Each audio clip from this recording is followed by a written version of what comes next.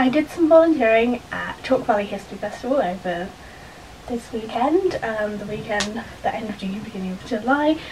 So I'm just gonna, talk a little bit about how much I enjoyed it, because it was a lot of fun, and I'll definitely be back next year. And maybe haul some stuff that I've collected during the duration. So let's get into that.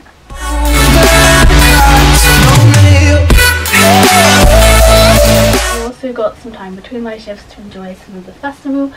So here's a little montage of that. Any clip where there's an alcoholic drink, I was not on shift, I was not wearing my uniform, I am professional. And the cider was called Wessex Dragon, and it was so nice. So here's a little montage, and then we'll get straight back into the haul.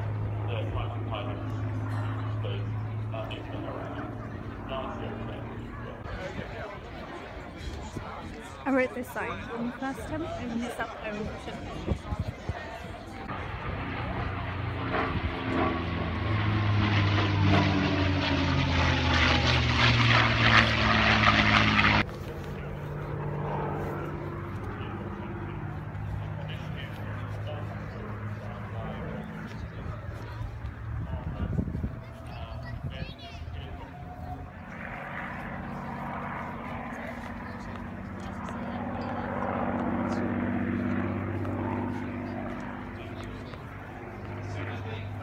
Post is all set up, the plotting board is out that works all the gun data out that enables the guns to pass information, all the bearings and elevations and everything to the guns.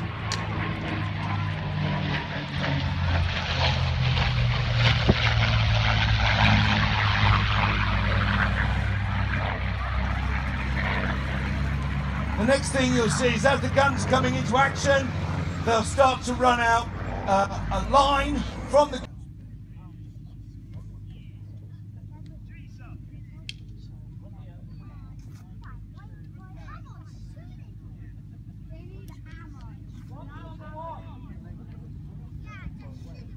Gun number one. 248 degrees. 284 degrees. Gun number two. Bearing 253 degrees.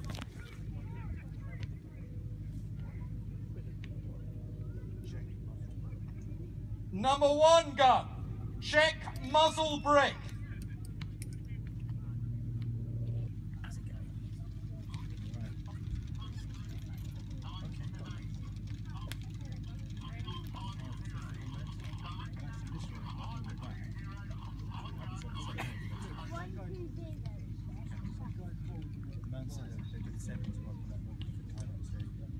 One 0 833 598.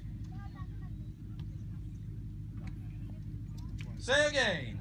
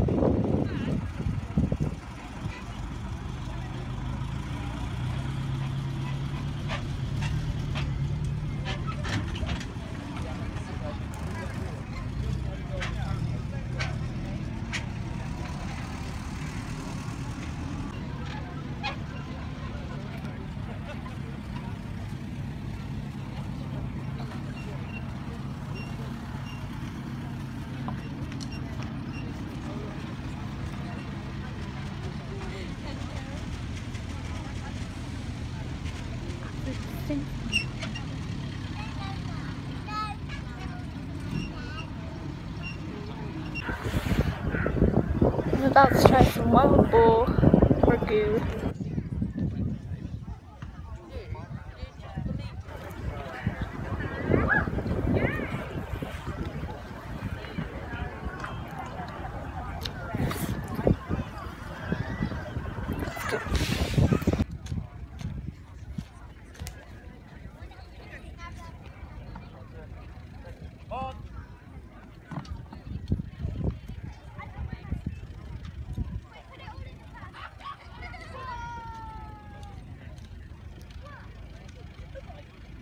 So yeah, as you see, there was lots, living history, and reenactments and firing cannons and air shows, and lots of talks as well. So on the second day I was working in the tents with the talks, so I got to, and I also got to do the microphones and escort the authors to their signings, which included the lovely Dr. Annie Gray, and I was so excited that I was working her talk because I really wanted to see it anyway.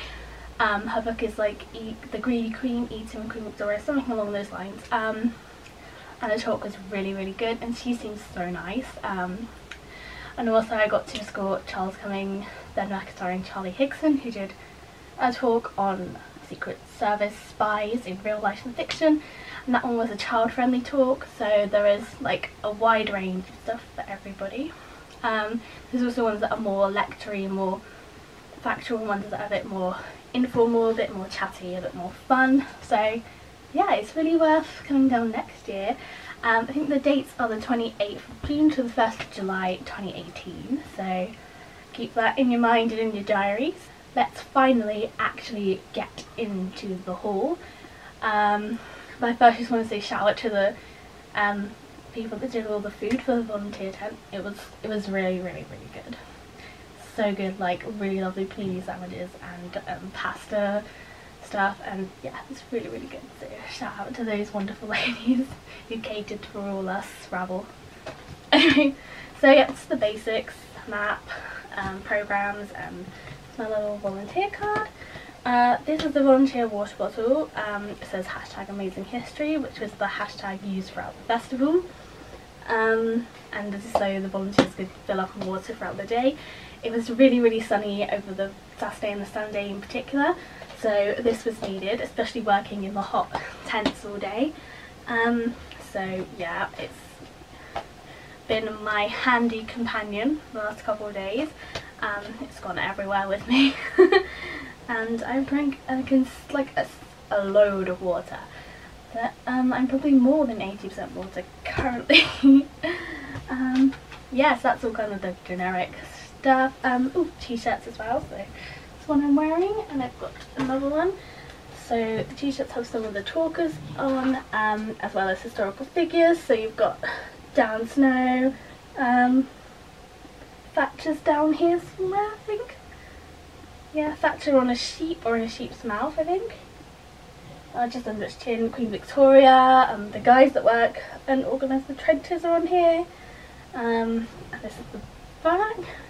So obviously the main sponsor is Daily Mail for Chalke Valley, and it's based on the Sgt. Pepper's because it's like the anniversary year of Sgt. Pepper's, I think, and there was a talk about Sgt. Pepper, and I think it was like the headline slot on the Saturday. Okay, so first in the main bulk of the hall, there isn't too much to talk about, but this wonderful Spitfire poster that I got for my younger siblings to have in their rooms or whatever. It's all of the Spitfires that were flying in the UK in 2015. I thought it was quite cool. It was just a freebie. So yeah, that's great. And also all the planes in the air show. Unfortunately, the Lancaster got cancelled. It was technical difficulties, so the Lancaster wasn't able to fly over. But considering it's the only one that is able to fly, I mean, it would have been great if it had flown because it would have been such a unique experience, but at the same time, there's probably a reason why it's the only one that is occasionally able to fly, just not on this occasion, but it's a shame. But all the other planes were nice. The Mustangs one, I remember. Gosh, what were the other ones? Lenin? I don't know, I can't remember the names of the planes. I'm not very well informed on warplanes and old planes, but if anyone was there, the festival knows all the planes that flew over both days, please inform me, because I saw pretty much all of them. Yeah, so that's my Spitfire poster. Okay, so the festival had its own little water stones, which is where I took all the guests for their signings, and I bought some books from there. So let's get in there. So I bought this book about witch hunts. I didn't know much about this book or the authors. I really like stuff about witches and the Stuart witch hunts and stuff. So it should be quite good. Ooh. oh, it's got counties. I just opened it and I saw the word Dorset. Oh, this is going to be a really interesting read. I can learn about local witch hunts. Oh, I didn't even, that's so good. Ah, and the illustrations in it as well. Look, I'm excited because I don't know much about witch hunts in the southwest. So this, yeah, I'm actually really excited now because I just kind of picked it up spur of the moment because I wanted to buy some books. And this is the niche interest of mine. Oh, that's going to be interesting. All the different counties. Yes, pretty excited about this now. The things you discover after you've bought books. And another one leads on to my second book, which I've been wanting to get this book for ages. A Visitor's Companion to Tudor England by the wonderful Susanna Lipscomb. I didn't work any of the days of the festival that Susanna was there, so I didn't get to see her at all. So I was like, fine, I'll pick up her book. I've wanted it for ages, as I just said. And I didn't realise until like after I bought it and like got it out of the bag that it's signed. So that's pretty cool because obviously she must have had a signing when she did some of her talks after and left some. So signed by Susanna Lipscomb. I've already had a little flick through of some of the good thing is it's got different locations in different areas, kind of like this one, I guess. It's kind of like places you can visit. So I looked at places that I already knew about, local ones, and then like the big Tudor names, I've also read some of them. So my camera died mid-sentence, so as I was about to say, yes, some of the bigger places like Hampton Court and stuff, because I do want to visit more historical locations in my year off, because I plan to do further study at some point, so however long it is. More castles, if you've seen any of my castle vlogs, definitely. And yeah, there are some local places on this that I really want to go to. I want to go to Hampton Court sometime in the next year, and the Tower of London. They're like the top of my list, and I've got all my places in Edinburgh, which tie into my next book, which I already spent about 10 minutes talking about to a dead camera. But it's Mary Queen of Scots, so I've got a couple Mary Queen of Scots books, but I've got more Elizabeth I ones actually, even though Mary is my favourite historical figure. I've got Alison Weir's book on Elizabeth, so I'm pretty chuffed to be able to pair it with this one finally. I've had my eye on this one for a while, and it also has a little subtitle, Murder of Lord Darnley, so I'm excited to look into that a bit more. Maybe able to figure out the true cause of his death, who really did it, how involved was Mary, how involved was Bothwell, because I was talking to someone on YouTube or somewhere online and they suggested this other book that kind of hints that maybe Bothwell wasn't as involved. Oh, I just realised this new clip I have my glasses on. I do apologise. I was trying to find my other memory card because my camera ran out of space and I needed my glasses on to do that. So, sorry for the sudden change in face. But yes, I'm excited to look more into that, and there's different pictures in this one, which is cool. Some different castles and houses that I hadn't put on my list of places to visit in Scotland from my whole Mary Queen of Scots pilgrimages. I don't really know what else to call it. But yeah, so it's already been very helpful. Okay, this is the book I didn't buy but was given out. William Golding's The Spire. William Golding is the author of Lord of the Flies. This book is about Salisbury Cathedral, though I think he denied it for a while, but it pretty much is because it vaguely hints at the arrows. So the legend goes that Salisbury Cathedral was built after someone was in Old Sarum at the old cathedral. They fired an arrow, where the arrow landed was where they built the cathedral. Something that is hinted at. Also, Salisbury Cathedral's got like one of the largest spires in the UK. Yeah. That's all the books I got from the festival. During the week, the weekend, the Friday I think, I also went out and bought this. It's the first book I've ever bought by a YouTuber, and it's Louise Pentland's Love Like Me. I'm pretty excited to read it. It's a bit more of a mumsy book than maybe a bit more like aimed, I don't know, it's kind of one of those books I feel like my mum would read, like the Sophie Kinsella ones. But yeah. Anyway, I'm excited. I think Louise Pentland is like a lovely person, and I quite like a lot of YouTubers are doing fiction books now. I mean, you know, I'd much rather read a fiction book than a biography. No offence to any of the future biographies. People that are fans love those kind of things, and their life experiences can help people. But yeah, this is definitely something I'd more like to read, I guess. See, I think that is everything I have to show you. There's like a mess of books. You can see in the shop now. They were here, out of shop, but then my camera broke, I moved them. But yes, that's my little rundown on Chalke Valley History Festival. If you do have a chance to come to the next year, do. I will definitely be volunteering next year. I'm pretty certain I will, so do come down, have a drink of Wessex Dragon with me, and enjoy the talks and the atmosphere and the living history and stuff.